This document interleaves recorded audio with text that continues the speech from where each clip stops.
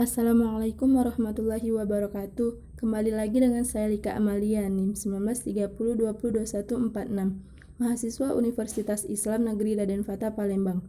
Kali ini saya akan menjelaskan mengenai klasifikasi media pembelajaran dan sumber belajar. Klasifikasi media pembelajaran.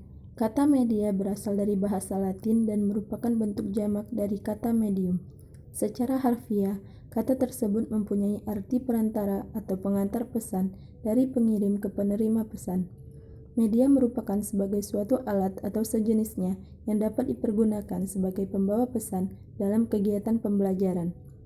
Pesan yang dimaksud adalah materi pelajaran, di mana keberadaan agar pesan dapat lebih mudah dipahami dan dimengerti oleh siswa. Bila media adalah sumber belajar, maka secara luas media dapat diartikan dengan manusia, benda, ataupun peristiwa yang memungkinkan anak didik memperoleh pengetahuan dan keterampilan.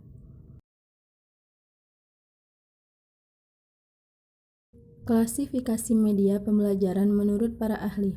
Yang pertama, menurut Wilbur Schramm, ia mengklasifikasikan media menjadi dua kelompok berdasarkan kompleksitas dan besarnya biaya, yaitu A. Media besar atau rumit dan mahal, misalnya film, televisi, dan video NCD.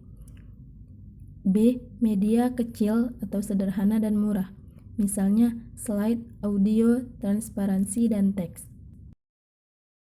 Schramm juga mengklasifikasikan media berdasarkan daya jangkau dan liputannya, yaitu media massal atau liputan luas dan serentak, misalnya radio dan televisi. B. Media kelompok, liputannya terbatas pada ruangan. Yang termasuk media kelompok adalah kaset audio, video, dan slide. C. Media untuk belajar individual atau untuk perorangan, ialah buku teks, telepon, dan program komputer pembelajaran atau CAI. Sedangkan klasifikasi media pembelajaran menurut Rudy Bretz yaitu 1. Media audiovisual gerak, seperti film bersuara dan pita video. Yang kedua, media audiovisual diam. Ketiga, media audio semi gerak, seperti tulisan jauh bersuara. Yang keempat, media visual gerak, seperti film bisu.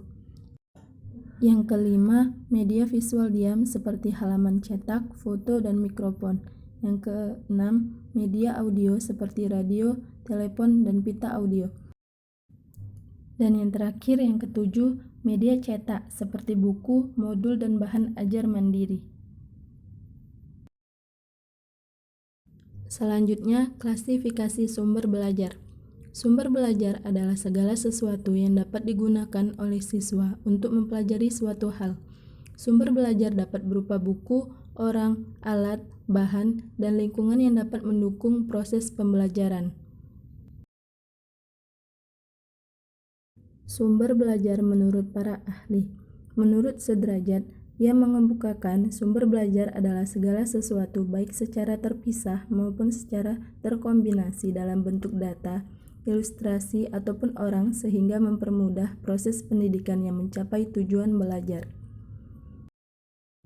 Adapun menurut AECT atau Association for Educational Communication and Technology mengemukakan bahwa sumber belajar adalah tidak terbatas pada buku saja, akan tetapi lebih luas dan terperinci, yaitu meliputi pesan, orang, bahan, berbagai peralatan, teknik, dan lingkungan adalah sumber belajar lain yang sangat potensial digunakan dalam membantu mengembangkan berbagai aspek perkembangan anak, yaitu segala sesuatu yang berupa pesan, manusia, material, peralatan teknik, dan lingkungan. Selanjutnya, menurut Edgar Lach mengemukakan bahwa sumber belajar merupakan segala sesuatu yang dapat dimanfaatkan untuk memfasilitasi belajar seseorang. Adapun sumber belajar dapat dibedakan menjadi dua, yaitu sumber belajar yang dapat dirancang dan sumber belajar yang dapat dimanfaatkan. Sumber belajar yang dapat dirancang ialah sumber belajar yang dibuat secara khusus atau dikembangkan sebagai alat untuk memberikan fasilitas belajar yang lebih teratur dan bersifat formal. B. Sumber belajar yang dapat dimanfaatkan, yaitu sumber belajar yang dapat diperuntukkan khusus untuk keperluan pembelajaran dan keberadaannya dapat ditemukan di sekitar kita, yang dapat digunakan untuk proses belajar mengajar. Sumber belajar yang dapat dirancang misalnya modul pembelajaran, buku pelajaran, media presentasi, dan program video. Kemudian sumber belajar yang dapat dimanfaatkan misalnya seni pertunjukan, pasar, koran, televisi, sawah, kebun binatang, dan surat kabar. Klasifikasi sumber belajar. 1. Pesan. Pesan berupa informasi yang dikembangkan oleh komponen lain dalam bentuk berupa fakta, gagasan, data, dan ide. Contohnya, materi yang disampaikan oleh guru. 2. Manusia. Orang yang menyampaikan pesan, berupa guru, narasumber, dan ahli. Ketiga, lingkungan, di mana pesan diterima untuk peserta didik, ialah berupa kelas, taman, perpustakaan, studio, dan aula. Keempat, alat. Alat perlengkapan, ialah barang-barang untuk menjelaskan pesan kepada peserta didik. Contohnya, radio, komputer, VCD, DVD, TV, dan papan tulis.